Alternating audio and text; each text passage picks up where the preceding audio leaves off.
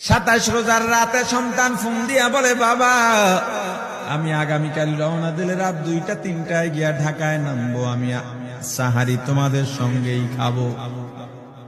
মা বসে আছে, মায়ের সন্তানের বাবাও বসে আছে, সন্তান আসবে।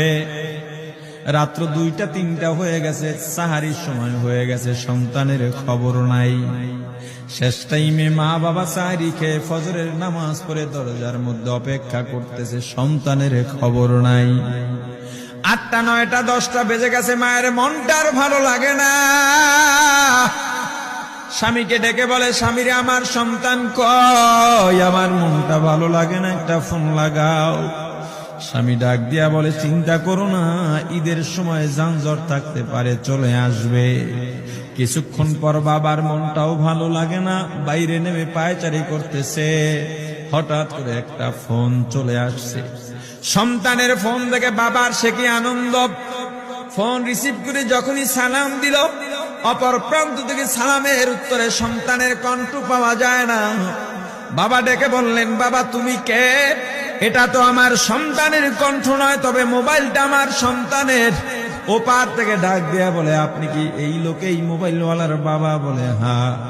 আপনি এখনো বাড়িতে কি করেন? আপনার যেই সন্তান ঢাকা থেকে গাড়ি নিয়া 2500-এর দিকে রওনা দিয়েছিল, ওই গাড়িটা 2500 পৌঁছতে পারে নাই। পথিমধ্যে সংঘর্ষে রাস্তার মধ্যেই অনেকগুলো মানুষ মারা গেছে, অনেক যুবকও তার মধ্যে আছে। রাস্তার পাশে সাদা কাপড় দিয়া ঢাকা।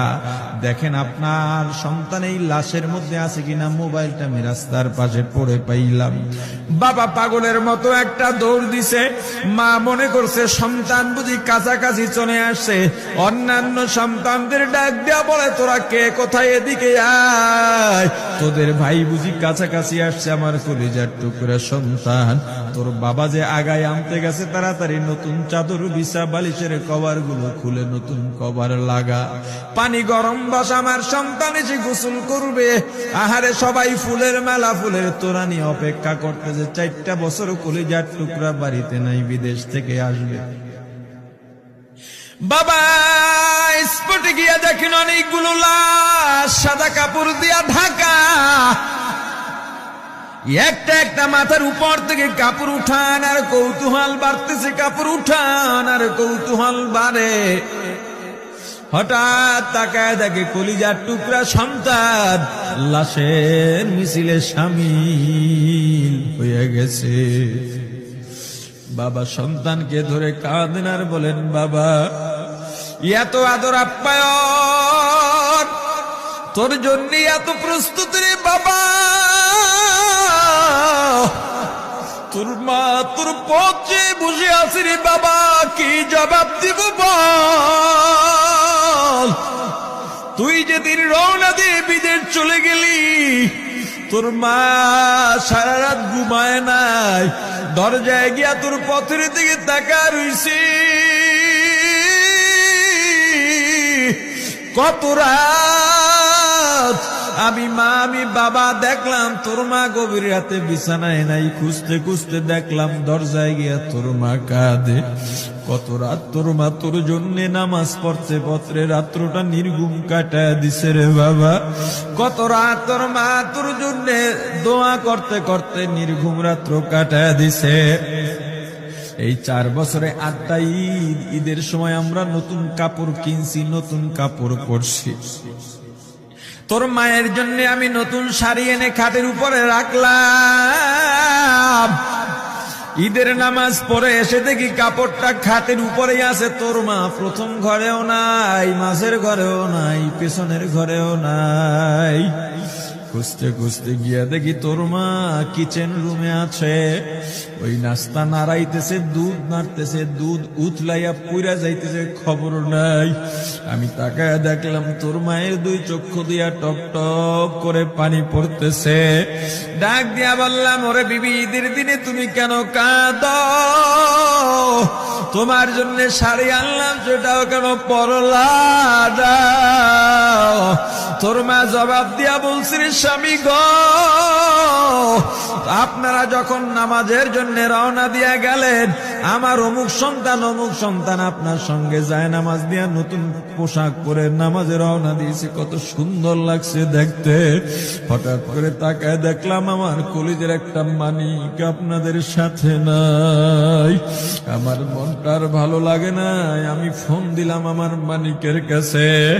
ফোন রিসিভ করে বলে, মা নাস্তা বানাইছি, খাইছি, এখনো ছুটিতে আছি, আনন্দ করতেছি, ঘোরাফেরা করতেছি, কিন্তু আমি মায়ের মন। আমি বললাম, বাবা তুই আমাকে পেটে ধরিস নাই, আমি তোকে পেটে ধরছি। আমাকে খুশি রাখার জন্য কত কথাই না বললি। ঈদের টাকা পাঠাইলি, তোর টাকা দিয়া তোর বাবা জামা কিনছে, তোর ভাইরা জামা কাপড় কিনছে, তোর টাকা দিয়ে পরিশ্রমের টাকা দিয়ে আমার শাড়ি কিনছে, গহনা কিনছে, কিন্তু তোর পাশে আমি হাতুড়ের বাড়ির শব্দ কেন পাই? আমার সন্তান বলতে চায় না, পরে বলে, মাগো কাজ করতে আসছি, টাকা নিয়ে কাজ করি, ঈদের দিনেও আমাদের ছুটি দেয় না। ওরে স্বামী বলেন, ঈদের দিনেও যেই সন্তান কাজ করে, এই শ্রমের টাকার শাড়ি আমি মা কেমনে পরব রে? ওরে বাবা, আজকে তুই আসবি, খবর শুনে তোর মা এক সপ্তাহ আগের থেকে ঘুমায় না, তোর জন্য কত রঙের পিঠা বানাইছি, তোর জন্য কত আয়োজন, আমি তোর মাকে কি বলবো বাবা বল। বাবা সন্তানের লাশ অ্যাম্বুলেন্সে উঠে বাড়ির দিকে রওনা দিছে। আহারে বাড়ির কাছাকাছি আসছে, এদিকে মা দরজায় গিয়ে অপেক্ষা করতেছে, গাছের আড়াল দিয়া পথের দিকে তাকায় আছেন। দেখেন একটা গাড়ি আসতেছে, মায়ের সে কি আনন্দ, বাড়ির মধ্যে দৌড় দিছে, তোরা কই তাড়াতাড়ি আয়, ফুলের মালাগুলা নিয়ে আয়, গাড়ি এসে পড়ছে। বাড়ির দরজা দিয়ে যখন অ্যাম্বুলেন্সের হরেন দিয়া ঢুকতেছে, হুইসেল দিয়া ঢুকতেছে, মা একটা চিৎকার দিছে, ওরে এই মরণ গাড়ি আবার বাড়ি কেন, কার কপাল পুরুষে?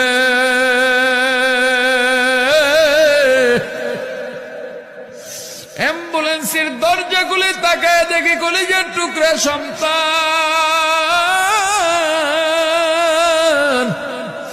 এমন ঘুমাইছে, আর জীবনেও উঠবে না। মা কাঁদেন আর বলেন, ওরে বাবা এটা তোর বিছানা নয়, নতুন চাদর বিছাইছি। বোন কান্দে আর বলে, ভাই আরে তোর জন্য ফুলের মালা পরাইছি, ফুলের মালা বানাইছি, একটু মালা পরাবো। মা ডেকে বলেন, রে সন্তান 4টা বছর